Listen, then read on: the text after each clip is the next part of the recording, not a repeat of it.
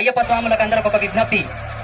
మీరు ఒక శవయాత్ర ఎదురు వస్తేనే తలస్నానం చేసి తర్వాత పూజించుకుంటారు. అయ్యప్ప దేవస్థానం వెళ్ళేటప్పుడు ఒక సమాధిని దర్శించుకుంటున్నారు. ఇది మన దౌర్భాగ్యం. ఇప్పటికైనా అది మార్చుకోవాలి. ఇలాగే ప్రతి గ్రామంలో, ప్రతి జిల్లాలో, ప్రతి మండలంలో కూడా దర్గాలకు పూజలు చేయడం, దర్గాలకి కందులు చేయడం కూడా బంద్ చేయండి దయచేసి చెప్తున్నా. అవసరం లేదు మనకు. సనాతన ధర్మం ఎప్పుడు కూడా ప్రాణం లేని విగ్రహాలకు పూజ చేయమని చెప్పలేదు. 30 అటువంటిది ఒక సమాధికి మొక్కితే నీ కోరికలు తీరుతాయన్నంత అజ్ఞానం నీకు ఎక్కడ దాపరించింది? ఎవరిచ్చారు నీకు ఈ హక్కు? ఏమి తక్కువైందని మనం విధర్ములకు పూజ చేయాలి? ఏమి ఇచ్చలేదు నీ ధర్మం నీకు?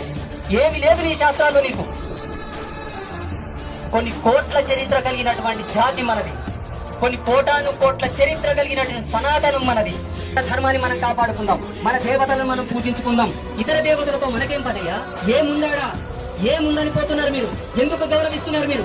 నీకు తల వంచితే నువ్వు తల వంచు, నిన్ను గౌరవిస్తే నిన్ను గౌరవించు. నీ జీవితంతో ఆటాడుకుంటుంటే నువ్వెందుకు కప్పుకుంటావు? చీము నెత్తురు లేదా? ధైర్యం లేదా మనకు?